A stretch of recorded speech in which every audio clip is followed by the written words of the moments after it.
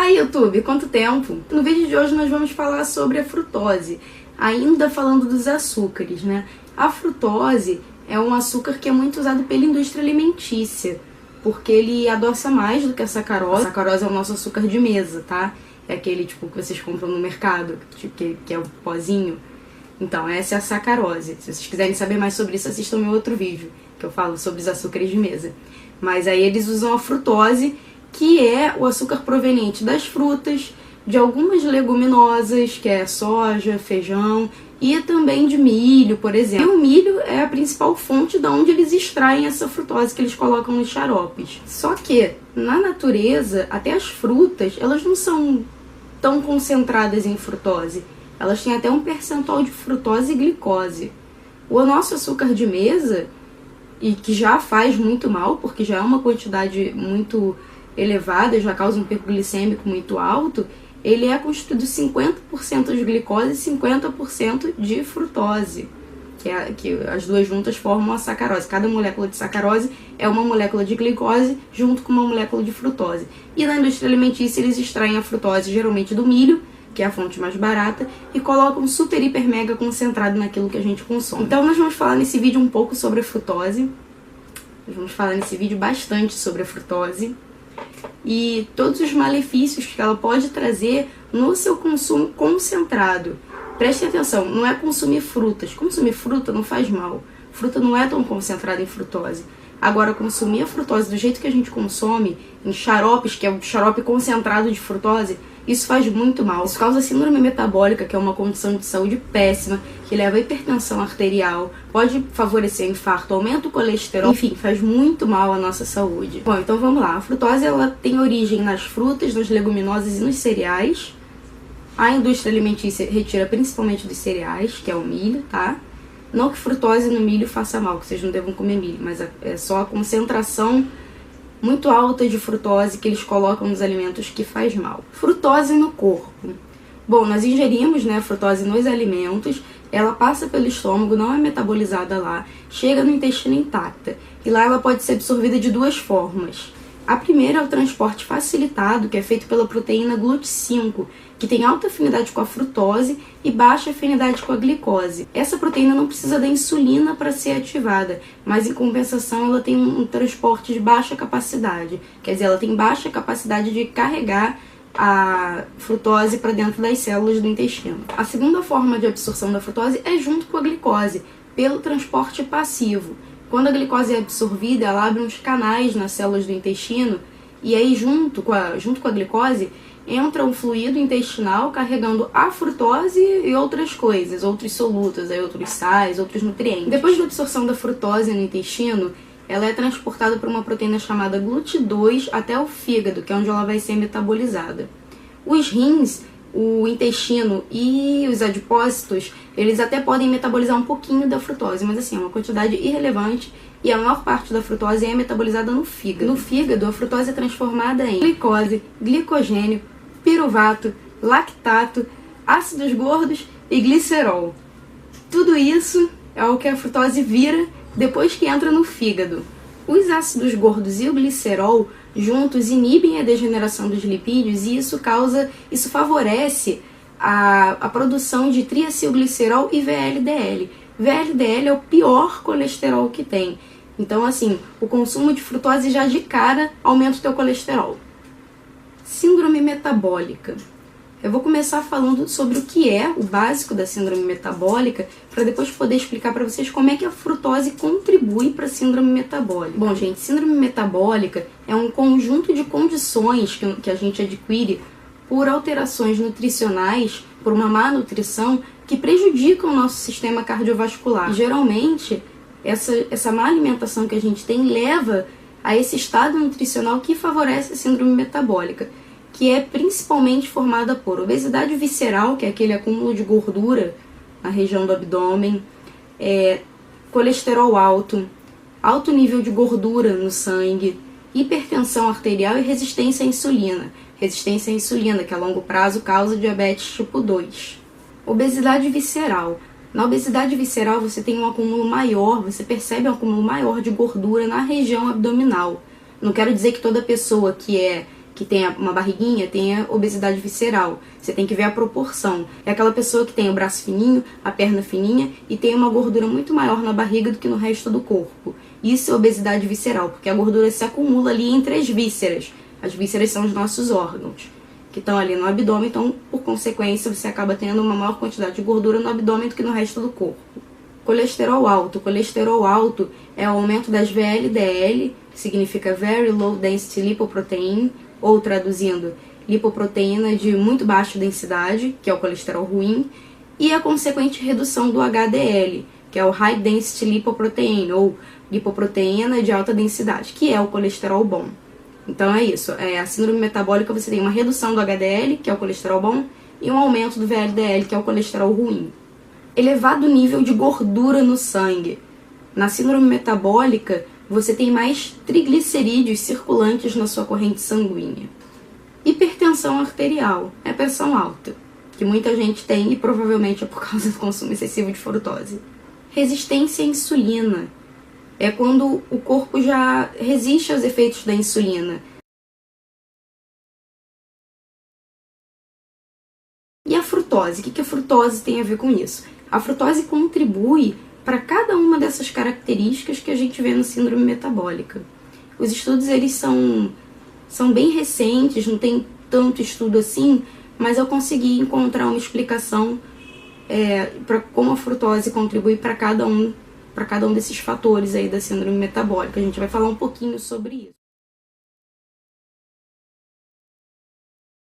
O metabolismo da frutose ele tem uma grande diferença no metabolismo da glicose, que faz com que a frutose prevaleça o aumento de gordura abdominal, de gordura visceral, que é o seguinte: no metabolismo da glicose existe um mecanismo regulador, existe um mecanismo que avisa que é para parar de estocar gordura. Então acaba tendo uma maior produção de triglicerídeos, que são as gorduras que se acumulam nas vísceras, formando a gordura abdominal. Os VLDL vão para o sangue como LDL, que é Low Density Lipoprotein, lipoproteína de baixa densidade, que é o colesterol ruim, e lá na corrente sanguínea eles são degradados. Ao serem degradados, eles liberam uma substância que forma o que a gente chama de placa arteriosclerótica. É tipo uma placa de gordura e colesterol que se acumula nas artérias. Então isso vai obstruindo, vai ocupando aquele espacinho das artérias, o lúmen das artérias, e favorece AVC. O AVC nada mais é do que isso. Tem aqui o lúmen da artéria, por algum motivo foi obstruído, e fez pressão aqui e jorrou sangue para tudo quanto é lado. Estoura o vaso e vaza sangue para tudo quanto é lado. Então o resultado da degradação desse LDL libera essas substâncias que formam a placa arteriosclerótica, que vão obstruindo e vão se acumulando cada vez mais no lúmen, diminuindo a passagem, o espaço que o sangue tem para passar, e por vezes até obstruindo completamente, causando os AVCs e AVEs. Resistência à insulina. Resistência à insulina também acontece por conta da produção de energia através da frutose. Com o metabolismo da frutose, quer dizer, com o uso da frutose para a produção de energia, ocorre a liberação do citrato na corrente sanguínea do organismo. E o citrato inibe uma enzima que gera glicólise. O que é a glicólise? A glicólise é a obtenção de energia através da glicose. Aí o fígado queria usar a glicose, que iria ser feita através da glicólise. A glicólise iria gerar glicose e o fígado iria usar a glicose para produzir energia. Como não tem isso, porque o citrato inibe a glicólise, o fígado acaba usando os triglicerídeos. Só isso já contribui para a resistência à insulina, porque a glicólise sendo inibida, a glicose não é aproveitada, então a glicose no sangue fica alta. Mas além disso, o fato do fígado começar a produzir energia através dos triglicerídeos e não da glicose, aumenta uma coisa que a gente chama de estresse oxidativo. Aí é o perigo maior, porque esse estresse oxidativo gera um processo inflamatório nas células, e a longo prazo isso pode matar essas células. Então a longo prazo você pode ter morte das células do fígado. Seu fígado vai morrendo aos poucos por causa disso. Então, como se não bastasse tudo isso, essa inflamação que o estresse oxidativo causa libera uma outra substância na corrente sanguínea, e essa substância inibe a ação da insulina e de uma outra enzima, inibe a ação e a produção de uma outra enzima chamada adiponectina. E aí essa inibição aumenta ainda mais, como se já não bastasse, aumenta ainda mais a resistência à insulina. Hipertensão arterial. E aí vamos lá de mais, isso libera aquilo, que blá blá blá. Hipertensão arterial. O metabolismo da frutose libera ácido úrico na nossa corrente sanguínea. Isso já é ruim porque favorece doenças renais, favorece cálculo renal, por exemplo. Como se já não bastasse, o ácido úrico inibe uma enzima que produz uma substância que é a vasodilatadora. Vasodilatador é qualquer coisa que cause vasodilatação. Tá aqui o vaso da artéria, ele fica dilatado. Quando o vaso fica dilatado, isso alivia a pressão sanguínea. Então, se inibe essa vasodilatação, o vaso não fica dilatado. Então a pressão sanguínea fica mais alta. Hipertensão. Frutose e a redução da saciedade. Nossa, muita coisa, né? Mas ainda não acabou, por incrível que pareça. A frutose ainda causa redução da saciedade. Por quê? Os principais reguladores do apetite são os hormônios insulina, leptina e grelina e os neuropeptídeos orexígenos e anorexígenos. Nossa, quanto nome feio, né? Pelo amor de Deus. Bom, vamos esquecer esses neuropeptídeos. A insulina e a leptina, elas interagem com o cérebro e nos dão a sensação de saciedade. Elas chegam lá pro cérebro e falam, para de sentir fome, você já comeu. E o outro hormônio, que é a grelina, ele faz o oposto, ele estimula o apetite. O que acontece? A frutose não estimula a secreção de insulina e nem de leptina. E aí, por isso, nós não temos aquela sensação de saciedade. Nós não temos aquela mensagem para o nosso cérebro dizendo, você já está satisfeito, para de comer. Então a gente acaba comendo mais, porque a gente não se sente satisfeito. Uma coisa curiosa da frutose é que ela começou a ser pesquisada para ser um substituto do açúcar para os diabéticos.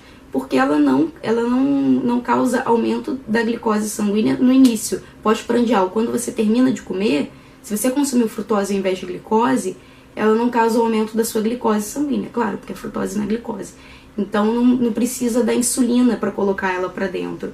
Só que a frutose a longo prazo faz mal para qualquer um, porque ela traz todos esses malefícios e ela inclusive contribui para a resistência à insulina, que pioraria o quadro de quem já tem diabetes tipo 2. Então, para os diabéticos, corre o risco de conversarem com alguém que não esteja muito atualizado no assunto e a pessoa dizer para, não, você pode comer tranquilamente frutose. Não, você não pode.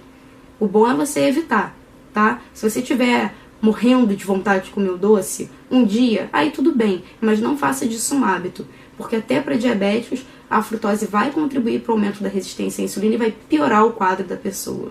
Então é isso aí, gente. Frutose é bom na fruta, muito legal na fruta não faz mal, que é assim que ela veio na natureza. Na fruta ela está numa quantidade muito menor, na fruta, no feijão, na soja, enfim. Agora, essa concentração que a gente consome das indústrias é uma concentração absurda e consumindo isso todo dia, nossa, isso faz muito mal, vocês já viram, né? Bom, para quem quiser se aprofundar no assunto, eu deixei vários links aí, vários estudos. Não foram todos que eu usei, por incrível que pareça, porque eu pesquisei pra caramba sobre isso, deu muito trabalho. Tem o resumo que eu fiz, que é um pouquinho mais explicadinho do que eu deixei aqui no vídeo, tem um pouquinho mais de palavra feia. Se vocês gostaram desse vídeo, compartilhem, se inscrevam no canal, deixem seu like, deixem sugestões sobre o que vocês querem que eu pesquise, deixem dúvidas, se eu puder estar tirando, eu vou estar tirando. E é isso aí, gente, muito obrigada. Se nós ainda estivermos vivos, né, até o próximo vídeo, se a gente não tiver tido um AVC, uma AVE nem nada do tipo, a gente se vê lá. Até o próximo vídeo e tchau!